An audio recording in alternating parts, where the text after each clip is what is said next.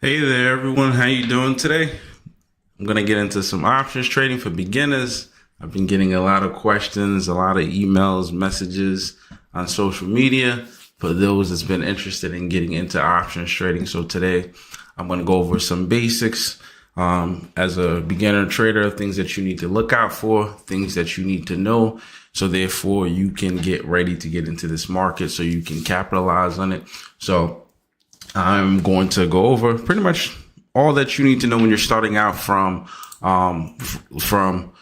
understanding the options contracts, your risk management, what brokers you should be using, how to enter trades, how you should be exiting trades. So I'm going to go over all that. And for those that don't know me, I am the portfolio plug. I have an options trading community. I've been trading for years. Thousands and thousands of people have made money following my trades in my community. We trade every single day live in the community. And then I'll leave the link below so you guys can check it out as well. And then any questions that you guys have, you can add it in the chat. So with that being said, let's get into it. Let's get to it. All right. So what is options trading? And then when you're starting, you need to know some basics. You need to know what is options trading. What's the difference between options? What's the difference between stocks? And then those things, once you understand that foundation, is going to help you in the long run. Too many times people get into trading and they don't know the basics of options trading. So therefore you're working backwards. So you want to have a solid foundation to what options trading is. So what options trading is, all you're doing is you're purchasing and you're selling contracts. So options trading will give you the right, but not the obligation, where you can buy or sell a stock at a specific price within a certain time period. So to simplify it for you, right? You're literally trading contracts. You're buying and you're selling contracts. There's a buyer and there's a seller, versus if you were to purchase a stock. When you purchase a stock, that gives you ownership. So therefore, if the company goes up, you get a return in your investment. But the thing with stocks is, right, it has to go up from the initial price that you purchased it. It has to go up from the initial price in order for you to get a return on your investment. So say if you purchase ABC stock at $100 per share, ABC stock has to go up in order for you to get a return on that investment. If ABC stock goes down from the 100, if it goes to 85, that means you're losing. You're down 15%. But if ABC stock goes up 15%, that means you're getting a 15% return on your investment. Versus options trading, you can make money by purchasing the contract. So whether the stock price is going up, you can get a return on your investment. And then if the stock is going down, you can also get a return on your investment as well, where you're making money in both directions. Versus when you purchase a stock, it gives you ownership. But that doesn't mean, given that you have ownership of that company, you have the rights to make certain orders. So like, say if you own Apple, that doesn't mean you can go into an Apple store and start bossing people around and telling them, hey, I need you to do this, you have to do that. No, that simply means that, hey, given that you have ownership of this share, you'll have certain voting rights.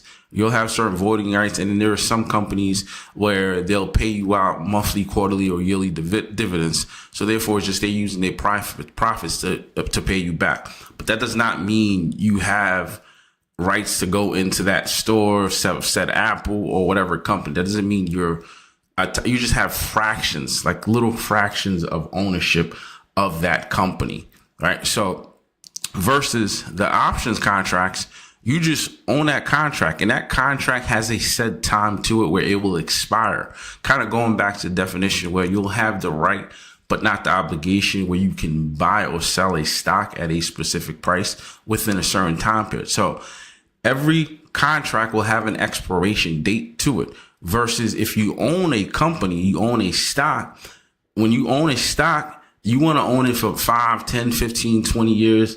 However many years, you're thinking long term, right? You want to own it, if possible, your lifetime. You're not looking just to get in and get out. Versus options, you're looking to get in and out of these trades. You sell these contracts in hours and minutes and days, depending on the style of trading that you do. You're looking to get in and out. So it's more of a short-term return in the immediate future, and you'll have a higher percentage of return what you can make. So say if you take the S&P 500, the S&P 500 on average, you're looking at about 10 to 15%, give or take, returns annually, versus on a contract, you may get 20, 30, 50 to 100% in just a couple of minutes. You don't have to wait a whole year to get that return. You don't have to wait a whole year. So you're getting it in a very short period of time. And then other thing too, when it comes to the options contract, you don't lose more than you put in. So say if you purchase an option contract that costs $100, you're not losing more than $100, versus say if you purchase a stock and the stock is at $500, that's the current price, and the stock goes down to $200, you're losing however amount that it goes down from the initial price. Versus the contract, you don't lose more than that actual options contract. Right? So you need to know the difference between the two, because too many times people will get into trading and they what they'll do, they'll make the mistake of confusing, thinking trading stocks and trading contracts are the same thing. Those are two different things. So it's something to keep in mind. And then the other thing too, when you're getting started, you want to be able to make sure that you get set up with the right brokerage. There's a bunch of brokerages out there, right? But you want to do your due diligence and finding the right broker out there. And the way that you do that, you want to see what brokerage offers the best fees, in terms of the setups, charts, which ones do you like the most? Is it user friendly? So you want to look at a bunch of different things. You want to get started, right? And once you get started, if you get started with the right brokerage, that could make or break you. So you want to make sure that you're getting with a brokerage that you can trust, that if you have an issue, right? If you have an issue, you're trying to get your money out, that you're not going to run into any problems. So you want to make sure that for whatever reason that you may be having a problem with that brokerage, if you can just pick up the phone and just call them and know, all right, I'm going to be good. I'm not going to run into any issues. All right, I can get my money out. Versus I have to chase you down. I have to send you a text message. I have to send you an email. I have to do all these different things just to be able to get in touch with somebody. All right. So that is something that you want to be very, very mindful of when you're getting into trading. So therefore, when you get set up with that brokerage, you'll have the assistance, you'll have the support. Customer service is huge. So make sure that you're getting set up with the right brokerage. All right, so ask yourself those questions. What are the fees associated with that brokerage? The interface, is this user friendly? The customer service, am I able to get in touch with them? What are the fill times? Can I get into this trade? Can I get out of this trade without any issues? You want to look at all of that. And then when there's some brokerage out there, I'm gonna give you a few, right? A few, for example, you have E-Trade, you have Schwab, the Thinkorswim platform, you have Robinhood. So these are some that's out there. So you have to be able to do your due diligence in figuring out which one works best for you. Personally, I use Charles Schwab, the Thinkorswim platform, and I'll show you guys that as well. But that's what I use on a regular, the Thinkorswim platform by Charles Schwab. And then for me, that's like one of the main reasons that I use them was because of their customer service. I know if I call, somebody's going to pick up, and then they're going to answer me within a short period of time. And then my issues is going to be resolved very fast. I have access to everything on the charts, and I get great fill times. And I'll show you guys what that look like as well. So I'm going to show you. All right, let me show you just so you can see. All right. So this is what it looks like. Hold on.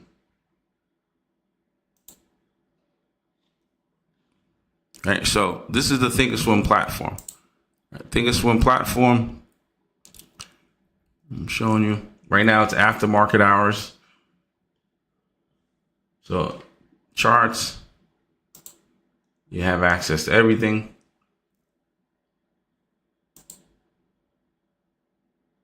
All right, I have certain settings that I have preset. So like, for example, this was SPY. I was breaking down SPY. This was a while ago. I was looking at some key levels. If we break some trend lines, something that I had noticed right here, we had kept bouncing over here. And then we ultimately broke this support in this trend line. All right. So This is one of the reasons that I love the Thinkorswim platform. I'm able to break down the charts. I have everything you can think of, the RSI, the MACD, the volume. As you can see, all the moving averages. So I have access to everything on the Thinkorswim platform. So that is one thing that you want to look at. So versus say if you have a Robinhood, you may not have access to all these different things on Robinhood. Right? Robinhood, you're just on your phone, and then the charts don't look like this. You can't pull up the moving average. You can't get somebody on the phone. You have to send them a email, wait 24 to 48 hours before somebody can get back to you. So those are things that you want to take in consideration. You want to think about when you're looking at getting set up with your brokerage. Other things that you want to look at when you're getting started as well. You want to look at if you look at the charts, right? Because there's some brokerage where they may have good charts, but you won't be able to get in good fill times. They don't show you the option chain. So you want to make sure that the option chain is very easy for you to read and understand. You want to make sure, okay, on the left side, am I seeing the calls? On the right side, am I seeing the puts? Some basic things like that. Versus if you're trying to get into a trade and you don't know how to access the trade, how to put it in the trade, that's going to be a major problem. So make sure you actually understand the option chain. All right. So watch some videos, do some research on how the option chain look like. So therefore, you're not getting stuck when it comes time to get into a trade. Or if you're in a trade, you're trying to get out of that trade, you're unable to get out of that trade. So that's something where you want to be very mindful of. So therefore, you're not putting yourself in a bad situation where you're going to be losing money by simply just not being able to properly get fill times. All right. Share this back up with you. Also, when you're getting set up, you want to make sure that you get set up with options level 2. All right. So 1, do your research on the brokerage with all the stuff that I told you. All right. Once you do that, you download the brokerage account you're going with, you apply, you set up your account. You want to make sure that you do options level 2 trading account, which will allow you to buy calls and puts. You need options level 2 capabilities that will allow you to buy calls and puts. So therefore, you're able to get in and out of these trades. And then as a beginner, that's all you want to do when you're starting out. Focus on just keeping it very simple with just that versus making it complicated with trying to do spreads. And you're going to end up losing money fast. That's a complicated process. So make sure you keep it simple by just simply doing calls and puts. So therefore, you'll be able to get in and out of these trades. You'll be able to just grow your account with ease, not with ease, but you'll be able to grow at ease with easier challenges versus trying to do spreads, more complicated strategies. The other thing, you want to set up a cash account versus a margins account. So if you're going to start trading, make sure you set up a cash account. And the reason why you want to set up a cash account is because with the margins account, it is borrowed money versus a cash account is money that you deposit. It's like, think of like having a credit card and having a debit card. A credit card, that's borrowed money from that bank. The margins account is just borrowed money from the brokerage. And your account can get liquidated as well if you're not doing well and then you're borrowing money, but you're taking losses. Your account can get liquidated. Versus a cash account, you only use what you have. You don't use, if you don't have the funds, you cannot use it. Versus the margins account, given that you're using borrowed money, sometimes you can get ahead of yourself where therefore you're thinking, okay, I have the margins, I have more money, I can over leverage in this trade, I can spend more money. Not realizing, no, if you take a loss, you're going to end up owing that brokerage. You're going to end up getting your account liquidated. You're going to end up getting blocked or whatever, however, the brokerage want to take actions versus a cash account. If you have $1,000, that is the $1,000 you'll be trading with. That is the $1,000 you'll be trading with. On a margins account, also, you can't do more than 3 day trades in a 5 business day period. If you do more than 3 day trades in a 5 business day period, your account is going to be suspended. That is pattern trading rules. You're going to be violating that rule. So therefore, your account will be suspended. And some brokerage, I believe, is 90 days, possibly more if you continue to do it. But On a cash account, you don't have to worry about that. So say if you have $1,000 and in that $1,000 you use $600 that you use, you will have $400 left to use for that day. So out of that 1,000, you use 600. Whether you won or you lost, you'll have $400 left to use. You cannot use more than you have, more than available, and you have to wait for the following business day to be able to have it reset to be able to continue trading with more. So that is something to keep in mind. Cash account versus the margins account. And with the cash account, you can get into as many trades as you want. As many trades as you want, as long as it is within your account balance, as long as you have that available fund, you can get into as many trades as you want. Okay, if you look, I'm going to show you the option chain, right? Just so you can see. So this is SPY, the S&P 500. Also, guys, I greatly appreciate it if you like this as well. Subscribe and then type in your questions below for those that are on this live. So if you look here, these are your options contracts. All right, I'm going to show you. So with the options contracts, if you have $1,000 account, all right, you can get into, just to put things into perspective, this contract right here. All right, this contract right here is 94 cents. That means $94. So if you have $1,000 account, you could get about 10 contracts. It's within that $1,000 range. Not saying go and get 10 contracts and risk 100% of your overall account balance. We're just looking to stay within that $1,000 range. Just use that as an example. But you're not looking to go, hey, I'm going to buy all 10 contracts. If you wanted to, which I would recommend to go 100% on a trade, but you would be able to with that $1,000. And then because you have it available, right, it's debited. So it's coming from your account. Also, like I said, you don't lose more than you put in. So $94, that's 94 cents. That's $94, by the way. And that's because one option contract equals 100 shares. And all you're going to do is just multiply these contracts by 100. That's going to give you a true cost. So if you multiply your contracts by 100, you're going to get your true cost, which is 194 cents times that, $94. That's what you're looking at. All right. So, I'm going to show you. Let's go back.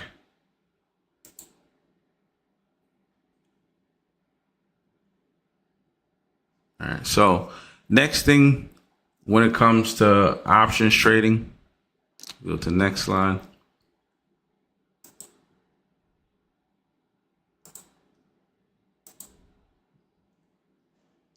All right. So the next thing that we want to go over is calls, puts, going back to those basics, the things that I was mentioning. So you need to understand the basics of options trading. So you want to understand what are calls, what are puts, because if you're going to get into a trade, you need to know those basics. If you don't know those basics, what's the point of trading? What's the point of trading if you don't know that? Because too many times people will get into options trading and they'll just buy anything. All right. Or say if they see something on X, if you see something on Twitter, or if you see something on YouTube or whatever, and somebody mentioned, oh, I got this, I purchased this. So therefore you automatically think, all right, I'm just going to buy this. I saw this, but not knowing the thesis behind why you're purchasing this contract. So you want to make sure that you understand the difference between calls, puts, the expiration date, the bid, the ask price, market, limit orders. You want to be able to know those things. All right. You want to be able to know those things. And then what calls are, that's when you believe the price of the stock is going to go up. And as the price of the stock goes up, the value of your options contracts will go up. So calls, you're bullish. That means you're betting for the price of that stock to go up. You are betting for the price of that stock to go up. That are calls. All right. So, and then we have puts. That means you're betting for the price of those contracts to go down, the price of that stock to go down, but the price of the stock to go down. So the value of the options contracts will be going up. So calls, you're bullish, and then put, that means you're bearish, given that you're betting for the stock to go down. Bullish, up, bearish, down. So remember those two when you're looking to get into a trade. And also, too, something to keep in mind. The trend is your friend. If the market is going up, you want to stick with the trend because you want to have a higher probability of winning that trade. So for you to have a higher probability of winning that trade, that means you want to go with the trend. Trading is all about probability. So if the stock is going up, the likelihood is you're going to have a higher probability to make money as it goes up. And if the stock is going down, the likelihood is you're going to have a higher probability to make money if the price is going down. So calls, puts. Next thing, we have expiration date. Your expiration date, that is the last day that the contracts are valid for. So today is, say if today is the 17th, which it is, right? And this Friday is the 20th, right? Friday contracts expirations, that is the last day. So that means that is the last day that those contracts are going to be valid. So what that means is once that day comes, once that day completes, you won't have those contracts again. Why? Because it expired. It can either expire worthless. You can either close, take it for a profit or for a loss, or you can exercise it where therefore you're turning into shares, which going back to what I was saying before, which going back to the definition of options trading is when you'll have the right, but not the obligation where you can buy or sell a stock at a specific price within a certain time period. All right. So given that you're buying this option contract, you have that expiration date where you have to decide on those three things, whether you're going to close it, take it for a profit or for a loss, whether you're going to exercise your contracts.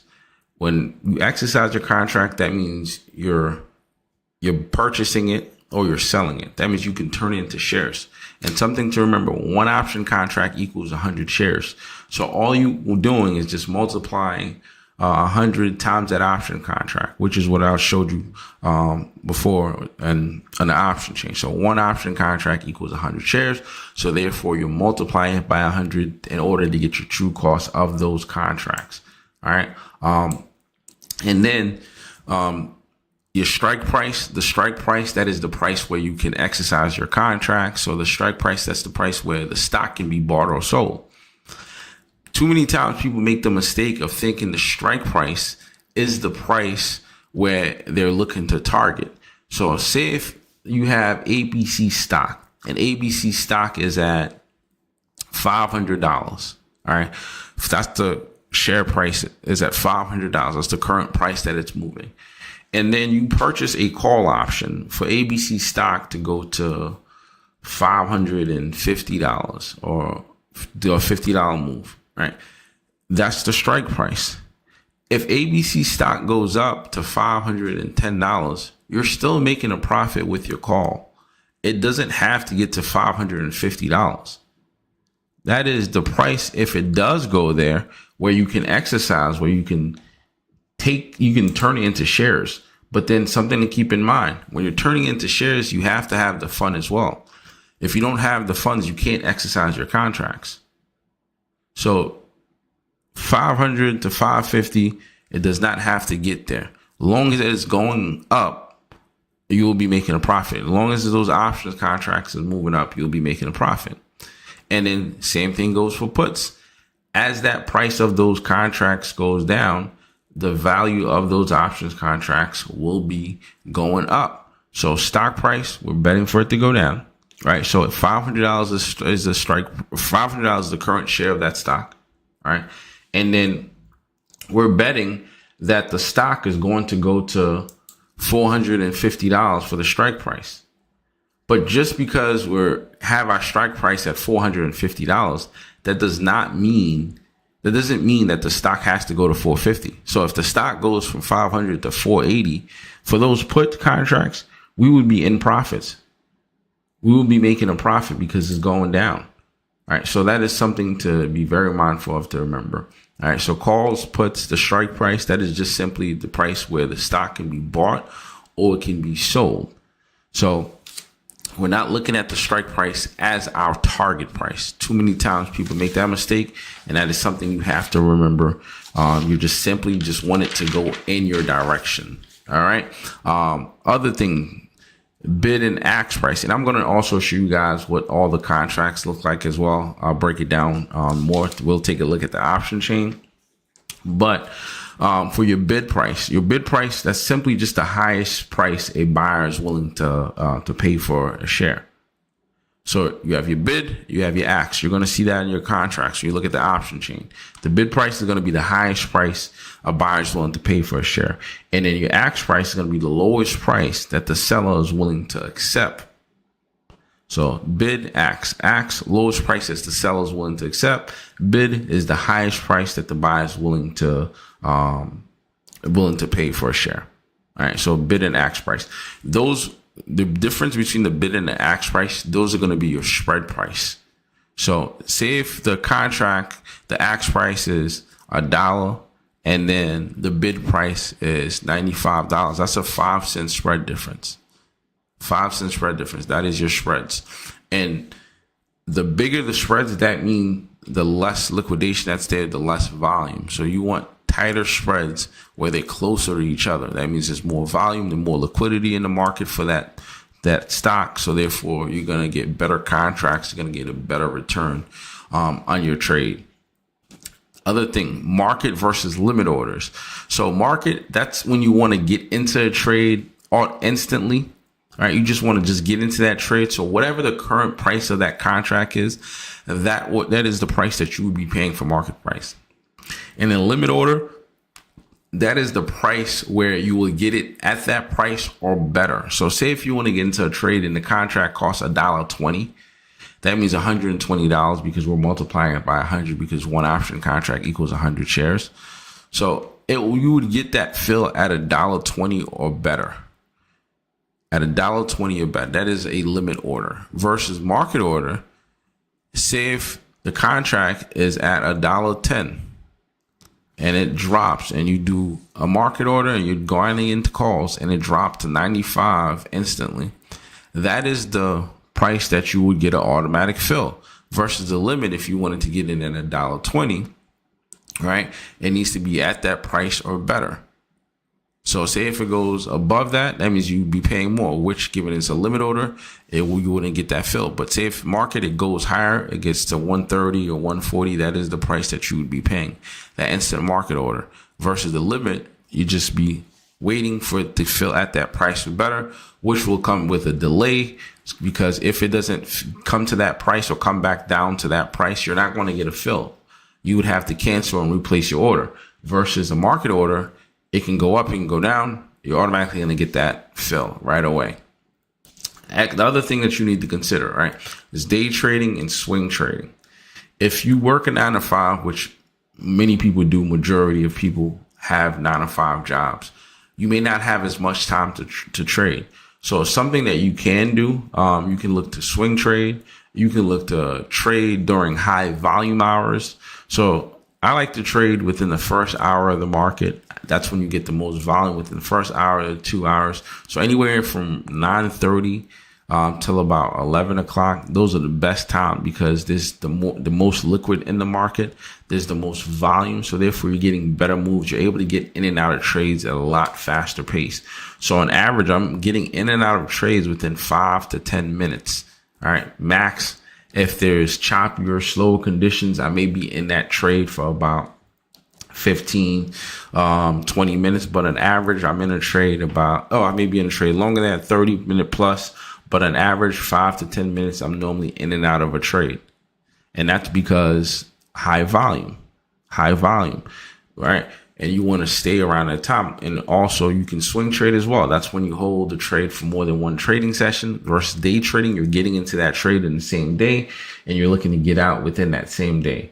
So that means today we're getting into the trade and we're getting out today before the market closes versus if we're going to get into the trade for a swing trade, once the market closes, we still have that trade until set expiration. So something to keep in mind. And then for day traders, if you're just looking to get in and out of trades, you don't have as much time. You don't want to sit and watch the market. You want to trade. It's best to trade within the high volume times within that first hour. Those are the best time to trade within that first hour. And also the last hour, 3 to 4 o'clock before the market closes. That's a great time as well. So that's when you want to start trading as well. All right. Other things that you want to consider when you're trading, all right, volume, and volume. So volume is the amount of contracts that's being traded for the day. That is what volume is the amount of contracts that's being traded for that day versus open interest. Open interest is the amount of contracts that you have open from the beginning. So whether it has to, so if we get into a trade and we close that, the current, what's happening today, that's your volume, what's being bought and sold, right? And then say if the open interest, think of it this way, right? The amount of contracts that's still available, if whether it's closed, whether it's not closed, whether it hasn't been exercised, whether it hasn't expired, that is what open interest is. All right, that's what's another way you can look at it. Think of the amount of houses today that was purchased, right? Just use that for example. The amount of houses that's being purchased and sold today, that would be your volume versus the amount of houses since somebody listed their houses up versus today. So from the beginning, the amount of houses that's still up that hasn't been closed, that is the open interest, the amount of interest that is there. That means the contracts that haven't been closed, that haven't been exercised. So that means those houses that haven't been closed yet, they're still available. Versus the volume, that means you're closing, you're getting in and out of these trades. It tells you the volume, the current volume for the day. All right. So, and I'm going to show you guys an example of getting in and out of trades. All right. The average time that it normally takes me, just so you can see and get an idea of exactly what I'm talking about. I'm going to share this screen with you guys. Hold on. Let's see. So if you notice the time, all right, so this right here, 9:43, I was in the trade and I was out of this trade by 9:49. This was a 6-minute trade. This was the beauty of options trading, the beauty of being able to get in and out without having to hold it for a year. So literally from 9:43 and I was out of this trade by 9:49. So this was 6 minutes to be able to make 15%, 16%. All right. And this was in a year. So like this trade right here, 9:53. And then from 9:42, I didn't have to wait a year to make 7%. The trade before that, 31%. Let's see, this was from 9:44 and then was out by 9:49. 5 minutes to make 31% on the trade, which goes back to the beauty of options trading, being able to get in and out of trades, short period of time, not having to wait for a long time. And that's an average majority of my trades that I get into with day trades. All right. And then also kind of going back to the options contracts with the expirations. And when I was saying you have to multiply it by 100. So this contract, you see what it says 80 cents. All you would do is just multiply it by 100. That will give you the cost. So $80 this trade costs. This trade costs $117. This trade costs $92. This trade costs $104. This trade costs $88. All right. And then for those that don't know, and then the link is below in the description as well. So this is just my options community where we get into these trades. And as you can see, all right, every single trade that I get into, I'm explaining it, I'm breaking it down. And then just so you can understand, all right, so AMD, that is the stock that's being traded, the instrument that's being used, February 6th. That is the expiration date that I was talking about. And then this is your strike price. So AMD didn't have to get to $182.5 to make a profit on it. And in every contract that I get into, they're all small account friendly. Nothing costs more than $130. I make sure to keep it that way. So for those that have smaller accounts, they'll be able to grow their account as well. So I make sure to keep it small account friendly. And in all these trades that I'm entering, I am explaining it. I am breaking it down so everyone can understand it for themselves. So therefore, you're learning how to go out and make money for yourself. I let everybody know the prices that I'm going to enter these trades, whether it's for calls, whether it's for puts. So therefore, you know exactly where we're looking to enter, where we're looking to exit. And then once we're in that trade, I'm keeping everybody posted on what's happening with that trade, where my stop loss is, where you should be taking profits, where we should be closing it. So I'm holding your hands throughout the whole process. All right. And then there's some of our members that are on here as well too. Shout out to you guys. These are some of our member gains.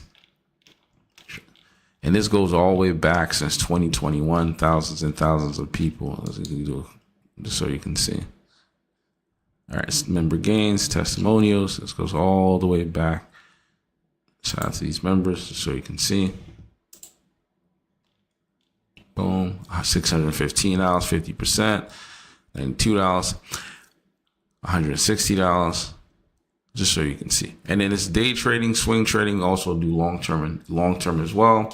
Leaps, all of that. So I'll let everybody know when I'm adding to my long-term portfolio as well, the breakdown. So you get everything in there.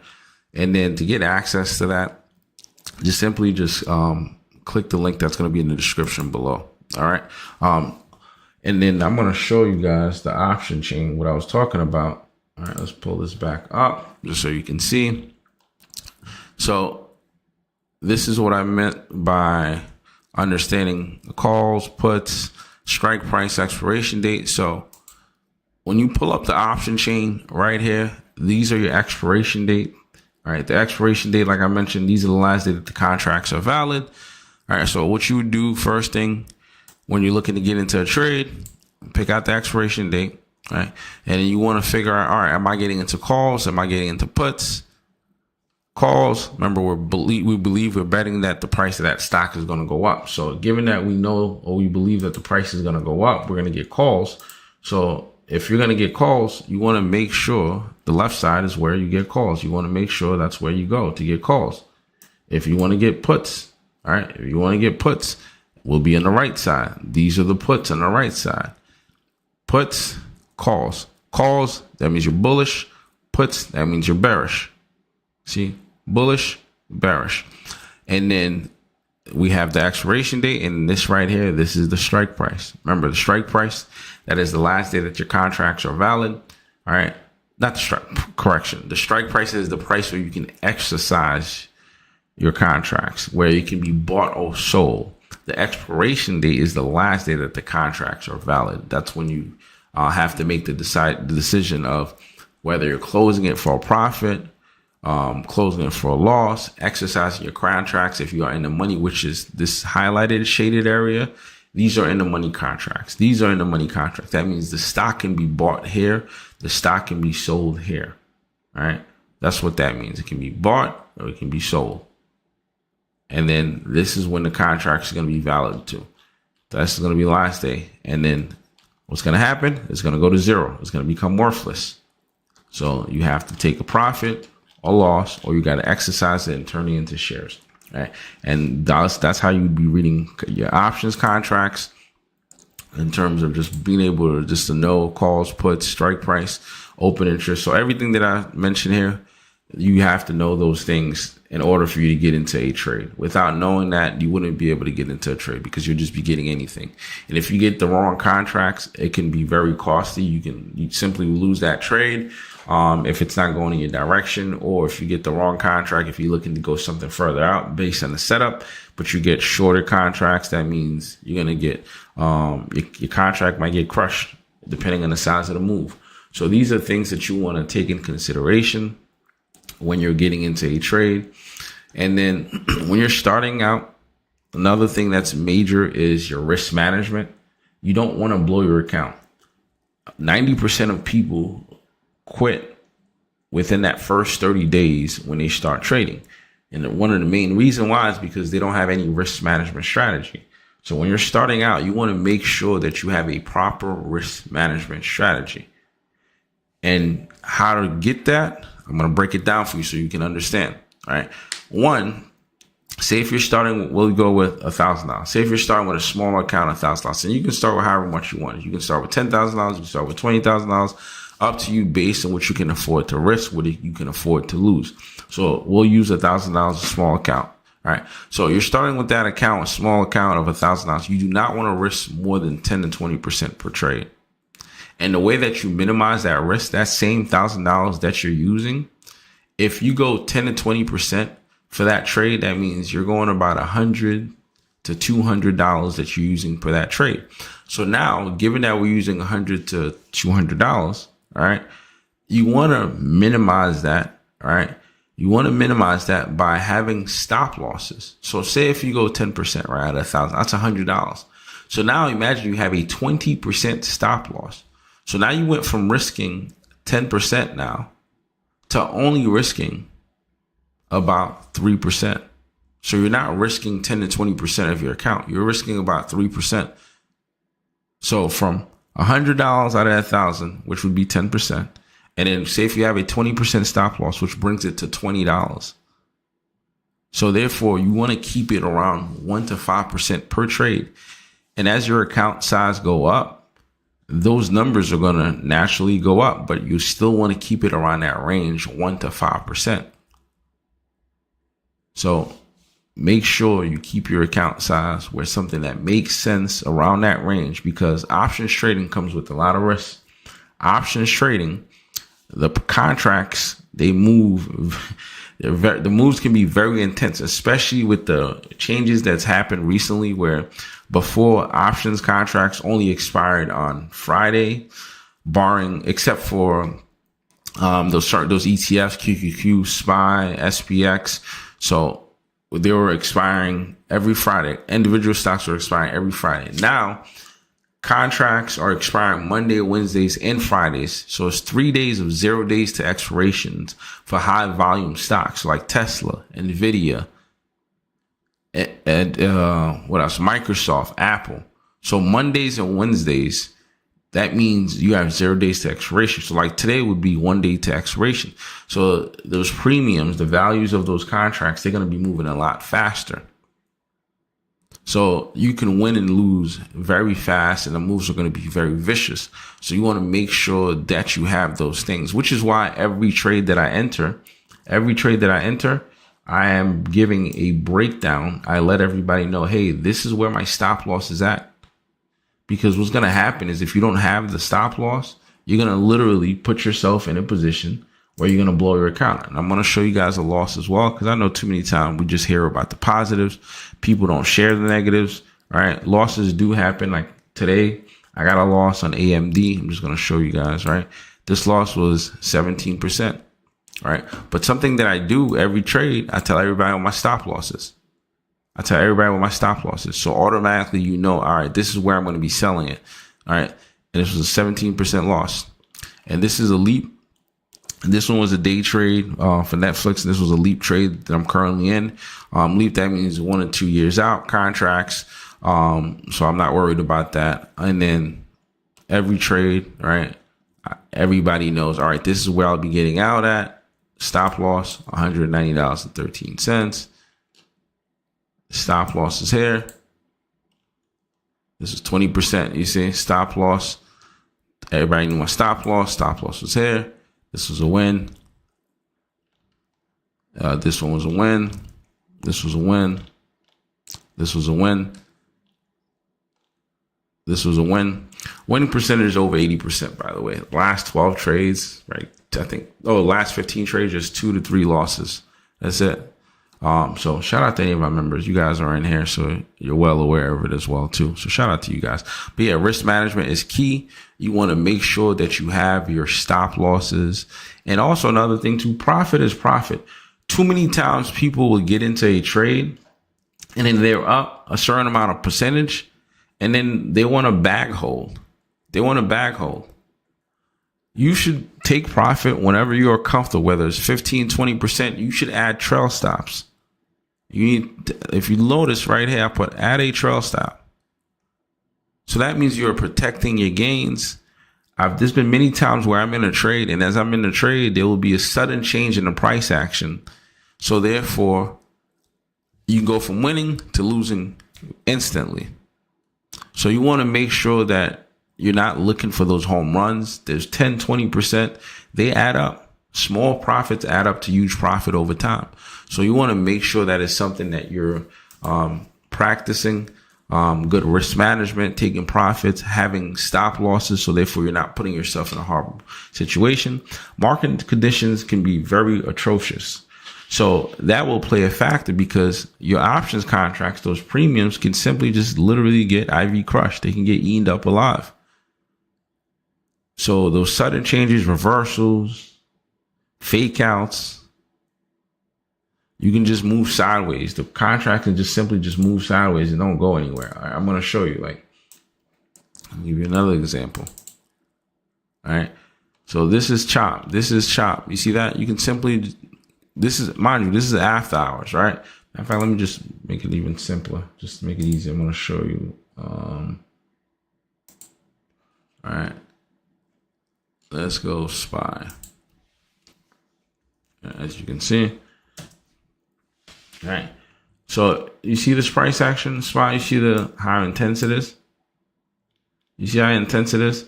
So imagine if you're winning this trade, all right, and you don't want to sell it. You're up like however many percentage here, and you say, hey, I still want to hold it. I want to hold it until I'm going to the moon, just get 100% return.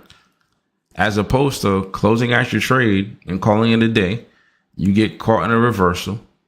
And then, all right, we're back here again. I got this time. And then look, all the way back up.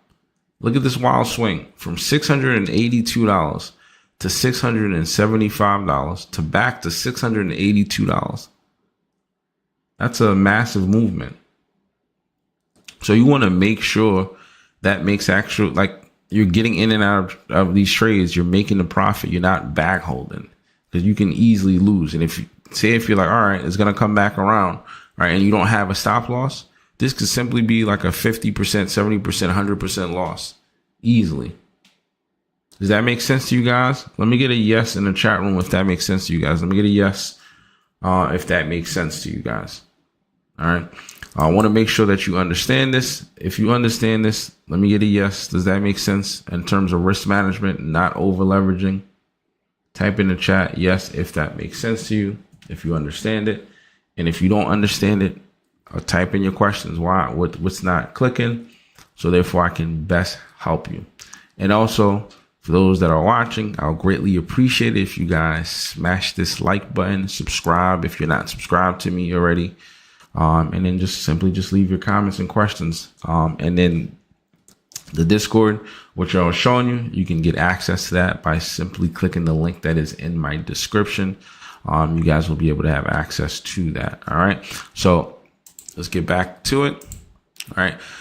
Other things that you have to consider when you're starting out is a get rich quick mentality, because right now we're in an era of social media, and social media, we're seeing we're seeing instant rewards where people will post something that they're saying, all right, I made this $10,000. I did this $5,000. Everybody's flashing these big gains. All right. But you're not knowing anything about the losses. You're not knowing anything about all the other stuff that comes along with that. So you're only seeing the profits.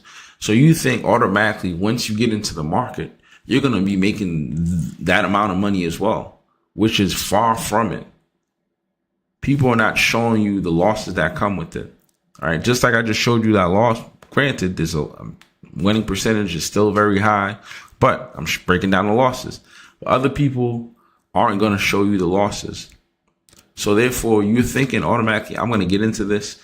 I'm going to get rich overnight. I'm going to make this amount of money. This is going to happen. When in all actuality, you're just setting yourself up for failure. And then when you don't win the trade, what's going to happen is you're going to try to get that money back. Now you start revenge trading. And then say you take another loss. So it's not enough. Now you're going to start to overtrade to try to make up for that loss. So now your whole risk management strategy just went out the window. You're completely ignoring every risk management strategy that you had in place for yourself. You're going to try to YOLO every trade. Go big or go home. All right. You're going to try to do earnings plays, massive plays. So therefore you're like, I need to flip this account instantly. As opposed to just simply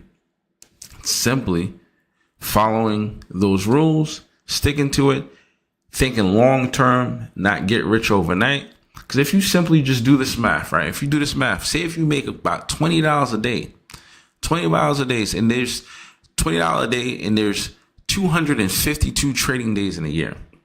Out of the 252 trading days, if you were to make $20, you're looking at about $5,040. Granted, you're not going to win every single trade. There's going to come losses along that way. But even if you win 80%, like with my community, we win 80% of our trades, 80% of the trade. And then we also have stop losses. We're sticking with our risk management strategy. So you have no choice but to be profitable. So over the long haul of a year, you're going to come out with more money versus you trying to get rich, trying to hit 100% every single trade versus taking those base hits, 20% here, 10% here, 15%, 25%, 7%.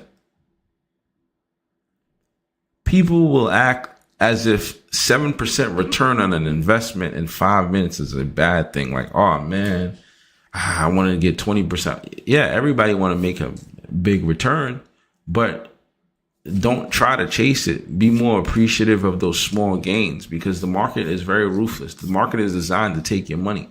So you have to understand how to protect your money and think long term. Begin with the end goal in mind. If not, you're going to be over trading. You're going to have FOMO, fear of missing out. You're going to be chasing green candles, chasing red candles. You're going to start to panic sell because now you've over traded. You've blown your risk management. You're going to be blowing your account. So all those things are going to play a role where now you're in a bad situation.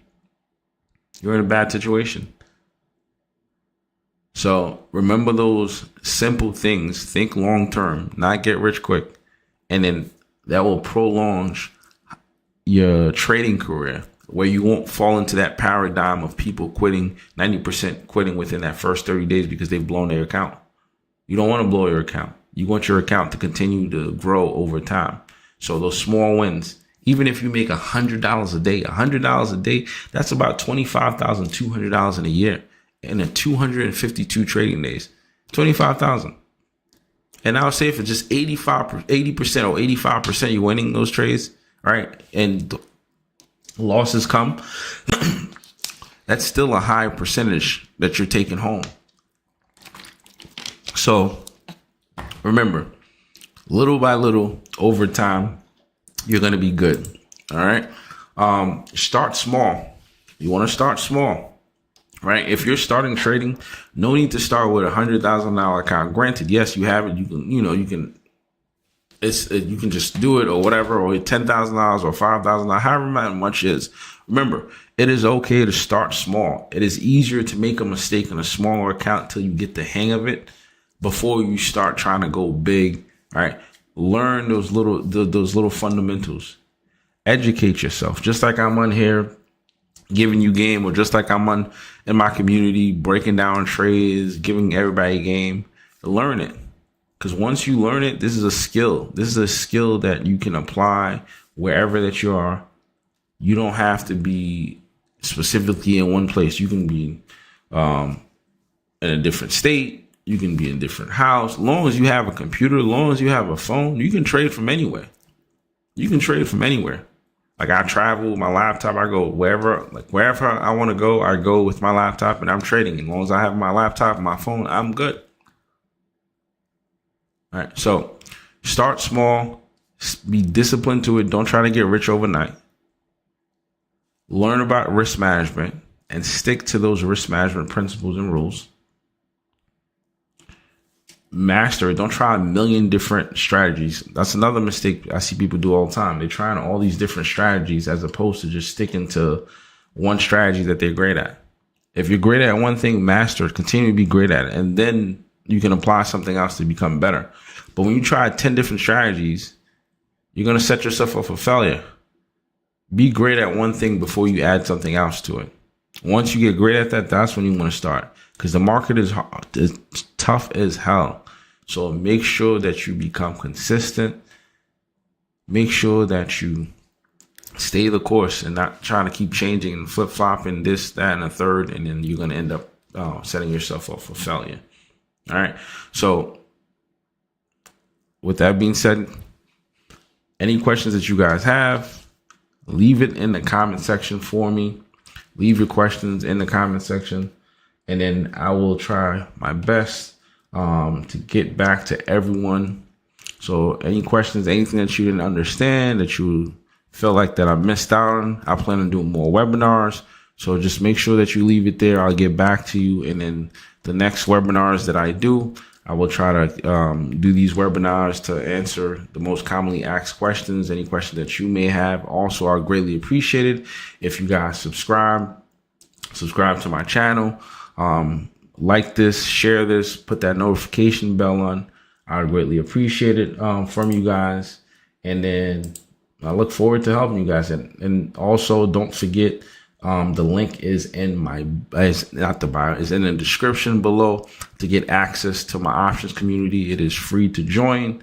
You can, which I just showed you as well. You can get access to it and you can get a breakdown of every trade that I get into, why I enter the trades, whether we win a trade, whether we lose a trade. You will learn what to do, what not to do. And then we win a lot more than we lose. Winning percentage is 80%. And you're also getting educated, right? So with that being said, guys, I thank you for your time. I thank you for those that ask questions. Oh, I just saw one. Sorry, I missed it. What 3 long-term stocks would you recommend for a beginner? So if you're a great question, P Dutch 516, great question. Shout out to you. And any other members that's on here asking questions and likes and subscribers. Shout out to you guys. Appreciate you guys for your time. So starting out, what you want to do, you want to build a solid foundation of having some good index funds, some ETFs. And the reason why, because you just want to set yourself up by not just going straight into an individual stock, where people make that mistake of, all right, I'm going to try to go big, go home. No, build a solid foundation, have an ETF there. So regardless of where the market goes, all right, you will be set. So get the S&P 500.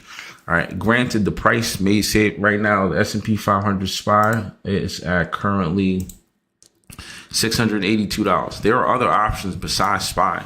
You can look at SPLG. First, you want to get yourself some index funds, right? So you want to get at least 2 ETFs, right? SPLG is currently at $80. All right. That's the same thing as SPY. Let's go on to show you. All right. And then there's VOO, VOO.